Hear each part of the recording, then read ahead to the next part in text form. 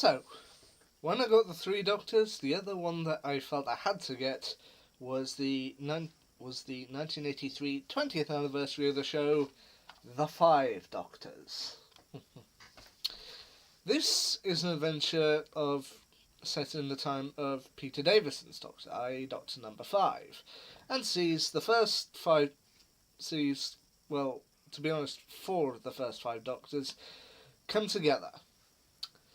Now, the first thing to talk about is that sadly this was an episode that came up at a time when the first Doctor, William Hartnell, was sadly no longer with us. He had sadly passed away in the late 70s, and so they had to recast for the first Doctor. Now, with the first Doctors that we've had along the line, we've had the original William Hartnell, the one that's used here, Richard Humdall, and later on we had David Bradley. Now, I have heard people say things about Richard Humdall's interpretation of the character, and to be honest, I admit I kind of agree with them. Because they usually agree that Richard Humdall's first Doctor is the weakest of all the interpretations of the first Doctor we've had.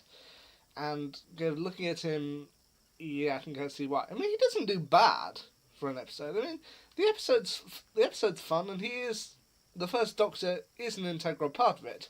But yeah, comparing him to Hartnell and to Bradley, he places at the bottom of the list. But like with the Three Doctors, I feel the title is kind of a misnomer in that this time it wasn't due to health or reasons like that one of the Doctors was unavailable, but supposedly when they approached Tom Baker about it, he declined, feeling that it was still a bit too soon after he had left the role in 1981.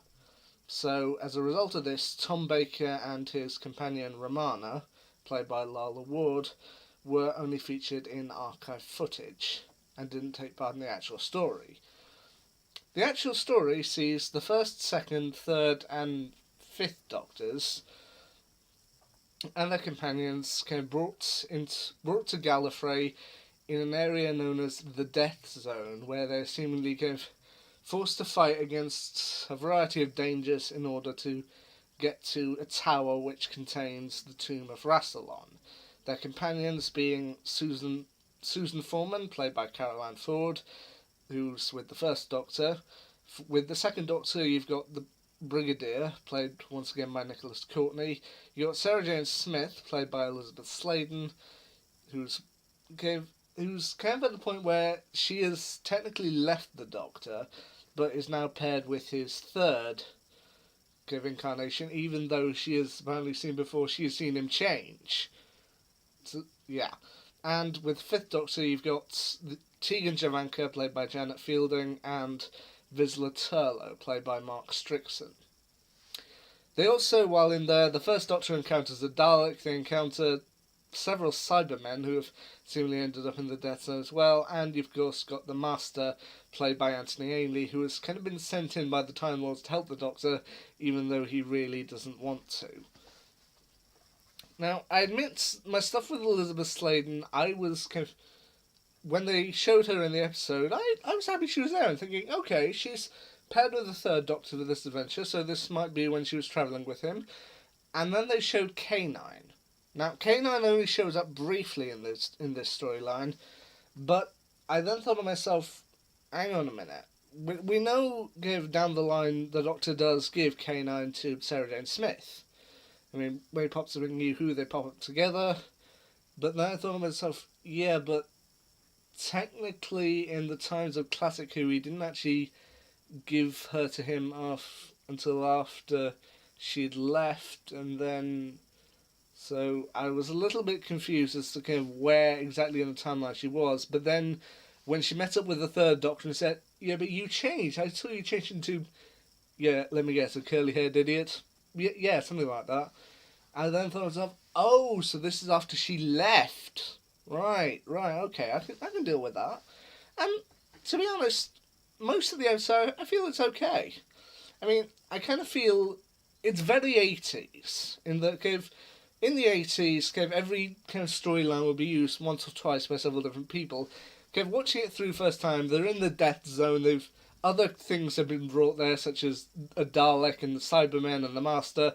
I felt, okay, this is kind of Doctor Who's version of Secret Wars.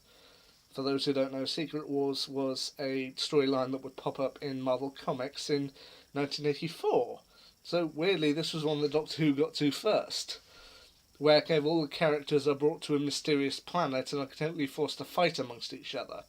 So I kind of felt, oh, so this is Doctor Who does Secret Wars, before Secret Wars was a thing. And I admit, they do fairly well with it. I mean, the final threat that's kind of finally revealed, I admit it's a good threat. I mean, we do get to learn later down the line with David Tennant's Doctor that the Time Lords weren't always kind of quite so nice, and this is kind of a good showing of that. But yeah, for the time being, for an episode that was meant to celebrate the 20th anniversary, I think it does well. And once again, it's one of those episodes that kind of shows that Doctor Who may occasionally kind of take inspiration from or recycle elements later down the line. For example, this is the episode where the Master gets given a seal by the High Council, and then the Doctor will later kind of retrieve that from him, and he would later end up using it during the 11th Doctor's era. In the 11th Doctor's final episode, he goes, Seal of the High Council of Gallifrey, nicked off the Master in the Death Zone, obviously referring to the 5 Doctors.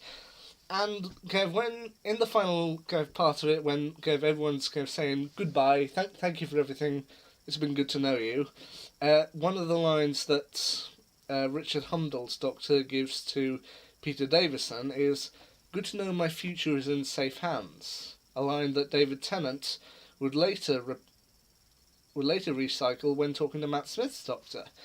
Before he departs the National Gallery, at the end of the Day of the Doctor, he repeats those exact same words to him. So, once again, it shows how Doctor Who can take elements from the past and do them quite well.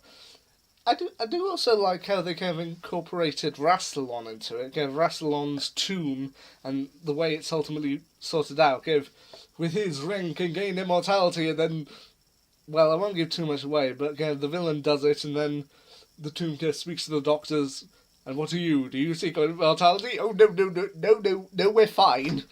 But then I also do kind of like the humorous ending of the villain is defeated, everyone's kind of heading off on their way, and then one of the Time Ladies goes, oh, by the way, Doctor, with a certain character now gone, now effectively it falls to you. You are now effectively going to be our Time Lord President. And he's just like, right, I'll meet you there. And then just kind of goes into the TARDIS, and Turlough and Tegan are just like, well, you're going to go then. You might as well drop us off somewhere. I was like, oh no, I'm not going back to Gallifrey. I mean, I love that. I think it shows what Doctor Who felt like for a long time. Just the Doctor, he said he was bored. He said he didn't particularly want to stick around on Gallifrey for a while. So, yeah, that humorous ending, I feel, yeah. So, for an episode meant to celebrate the 20th anniversary of the show, I think it's good. Maybe not quite as good as, say, The 3 Doctors or The Day of the Doctor, but you know what? It did well. And now the only multi-Doctor story I still have yet to get is one I think from 1986, 85, I'm not sure, The 2 Doctors, which had Colin Baker and Patrick Troughton. So, yeah, maybe I'll get that one at some point. Until then, this was a good one. Anyway, see ya.